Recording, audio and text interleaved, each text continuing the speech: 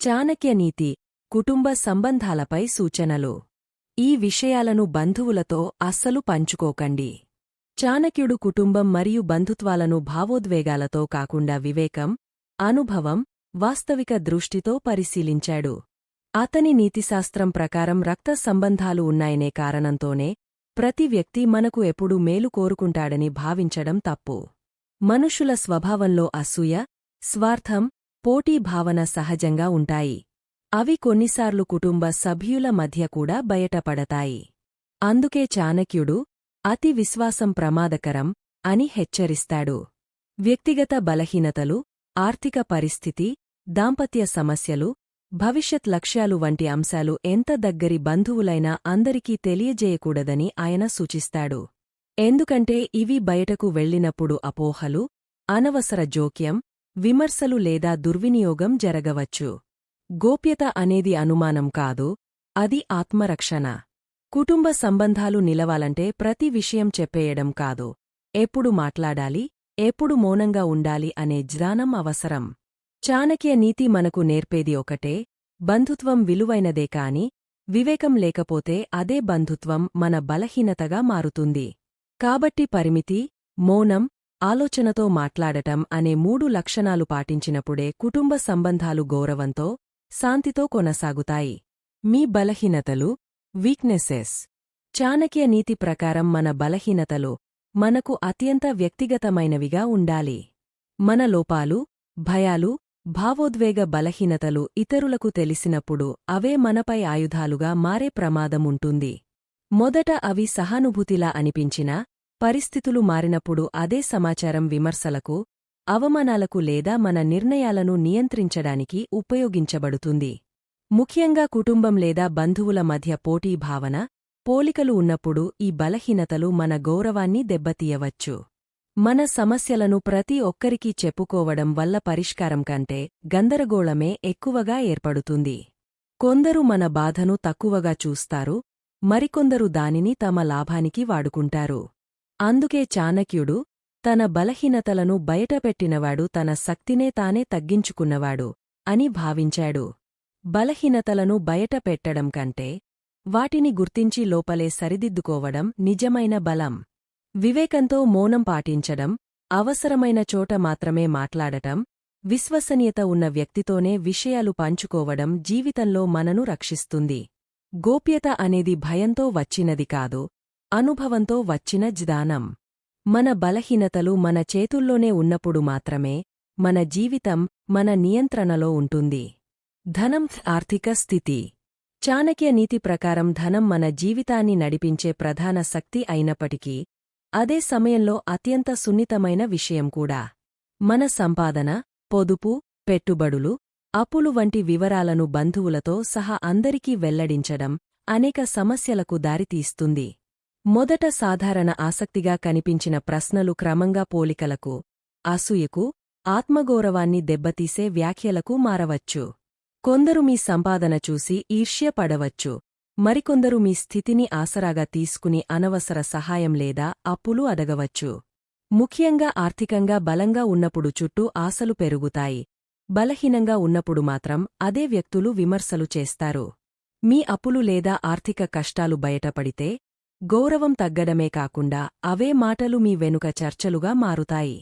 చాణక్యుడు అందుకే ధన విషయాల్లో మౌనం పాటించడమే శ్రేయస్కరమని సూచించాడు.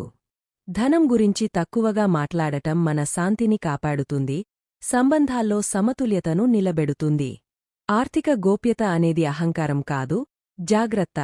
మన సంపాదన ఎంత అనే విషయం కన్నా దాన్ని ఎలా వినియోగిస్తున్నామనే విషయం ముఖ్యము.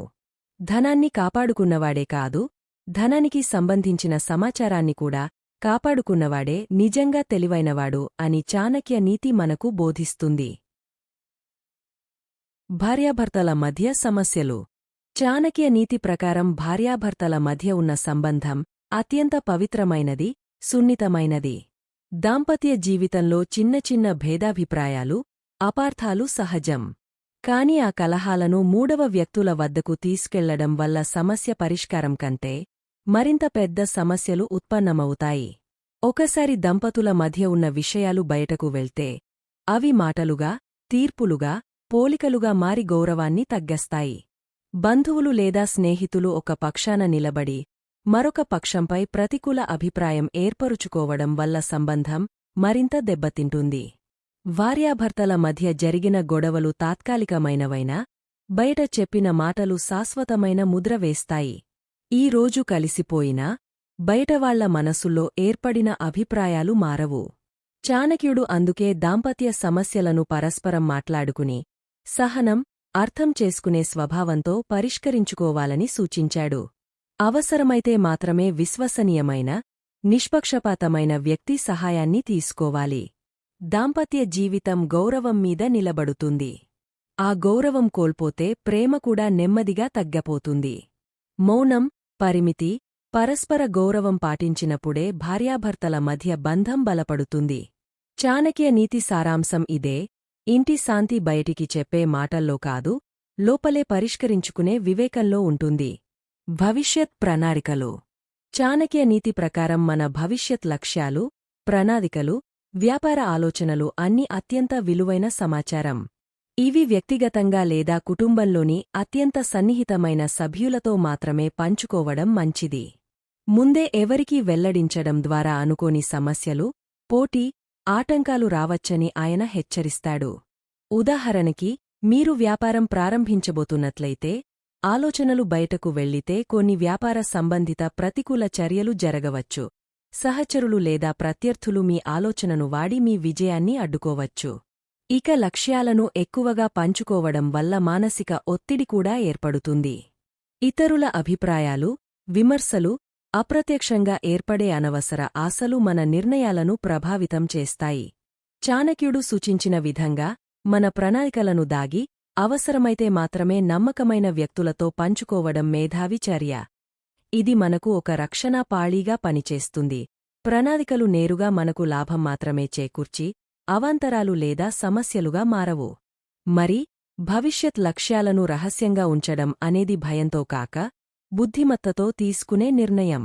మన ప్రణాళికలలో విజయం సాధించాలంటే అవి మన చేతుల్లోనే ఉండాలి, ఇతరుల మద్దతు లేదా స్పందనలపై ఆధారపడకూడదు.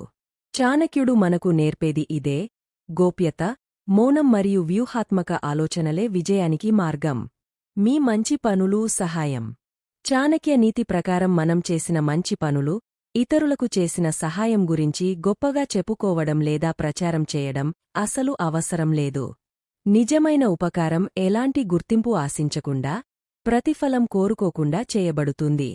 ఒకసారి మన మంచి పనులు మాటల ద్వారా బయటకు వెళ్తే అవి గర్వంగా లేదా లాభం కోసం చేసినవిగా కనిపించే అవకాశం ఉంటుంది. అంతేకాదు, ఇతరులు మన సహాయాన్ని అలవాటుగా తీసుకుని మళ్లీ మళ్లీ ఆశించడం లేదా అవసరానికి మించి ఆశలు పెట్టుకోవడం కూడా జరుగుతుంది. మంచి పనులను ప్రచారం చేయడం వల్ల అసూయ, పోలికలు, విమర్శలు కూడా పుట్టుకొస్తాయి. ఇంత చేశాడా? ఇంత చేయాల్సిన అవసరముందా? వంటి మాటలు మన శుద్ధమైన ఉద్దేశాన్ని మసకబార్చుతాయి. చాణక్యుడు అందుకే చేసిన ఉపకారాన్ని మనస్సులోనే ఉంచి, పొందిన ఉపకారాన్ని మాత్రం ఎప్పటికీ గుర్తుంచుకోవాలని చెప్పాడు. ఇది మనలో వినయం, మానవత్వం, ఆత్మసంతృప్తిని పెంచుతుంది. నిజమైన మంచితనం నిశ్శబ్దంగా ప్రవహించే నది లాంటిది. అది శబ్దం చేయదు, కాని జీవానికి అవసరమైన నీటిని అందిస్తుంది. మన సహాయం ఎవరికైనా ఉపశమనం కలిగిస్తే అదే గొప్ప ఫలితం. ప్రశంసలు, గుర్తింపులు కాకుండా అంతరాత్మ సంతృప్తి కోసం చేసిన మంచి పనులే శాశ్వతంగా మన విలువను పెంచుతాయి. ఇదే చాణక్య నీతి బోధించే జీవన సత్యం. అవమానాలు లేదా నొప్పి కలిగించిన విషయాలు. చాణక్య నీతి ప్రకారం మనకు చేసిన అవమానాలు, నొప్పి కలిగించిన సంఘటనలను ఇతరులతో పంచుకోవడం లేదా చర్చించడం మన బలహీనతను బయటపెడుతుంది. ఎవరికీ మన బాధ, కోపం, అసంతృప్తి లేదా బాధ్యతలు తెలియజేస్తే అవి మన క్షమతను, జాగ్రత్త నుండి మన హృదయ శక్తిని తగ్గస్తాయి. ముఖ్యంగా బంధువులు లేదా సన్నిహితుల వద్ద అవమానాల విషయాన్ని పంచితే వారు పరిస్థితిని వైవిధ్యంగా అర్థం చేసుకోవచ్చు లేదా తమ దృష్టికోణం ప్రకారం వ్యాఖ్యానించవచ్చు. దాంతో మన సమస్యలు మరింత గందరగోళంగా మారతాయి. ఇక నొప్పి కలిగించిన సంఘటనలను మళ్లీ మళ్లీ గుర్తుచేసుకోవడం, వాటిని చర్చించడం మన మనస్సును కదిలిస్తుంది, మన శాంతిని, స్థిరమైన ఆత్మవిశ్వాసాన్ని నాశనం చేస్తుంది. చాణక్యుడు చెప్పింది ప్రకారం తిరుగులేని వ్యక్తి శక్తివంతుడు. అంటే అసలు బాధ, అవమానం మనలోని బలాన్ని తగ్గించకూడదు. ఈ అంశాలను మన మనస్సులోనే నిల్వచేసి అవసరమైన సందర్భంలోనే సమర్థవంతంగా, జాగ్రత్తగా స్పందించడం వల్లే మన ఆత్మగౌరవం, మన బలాన్ని నిలుపుకోవచ్చు. నిజానికి బాధను బయట పెట్టకపోవడం అనేది మౌనం, స్థైర్యం, ధైర్యం అని చాణక్యుడు బోధించాడు. ఎవరు మనను బాధపెట్టినా మనమే ఆ బాధను మనలోనే అధిగమిస్తే అదే అత్యంత బలమైన ప్రతిస్పందన. అవమానాలను ఇతరుల ముందు చెప్పకుండా వివేకంతో, అర్థముగా ఎదుర్కోవడం మన జీవితంలో శాంతి, గౌరవం, సత్తా నింపుతుంది. ఇది చాణక్యుని జీవన సూత్రాలలో ఒక కీలకమైన అంశం. చాణక్య నీతి సారాంశం: అత్యంత గోప్యమైన విషయాలు మన హృదయంలోనే ఉంటేనే భద్రత. చాణక్యుని దృష్టిలో బంధుత్వం మాత్రమే మన జీవితంలో సురక్షితంగా ఉండటానికి సరిపోవదు. కుటుంబ బంధాలు, సన్నిహిత సంబంధాలు విలువైనవే అయినప్పటికీ అవి అనవసరంగా మలుపు తిరగకుండా ఉండేందుకు వివేకం, పరిమితి, మౌనం అనేవి అత్యంత ముఖ్యమైన సూత్రాలు.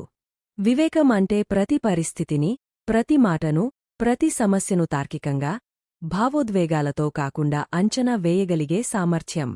ఇది మనం ఏ విషయాన్ని, ఎప్పుడు, ఎవరిస్తో పంచుకోవాలో నిర్ణయించడానికి దారి చూపుతుంది. పరిమితి అనేది అవసరానికి మించిన మాటలు, సమాచారం, అభిప్రాయాలను బయటకు పోవకుండా నియంత్రించడం.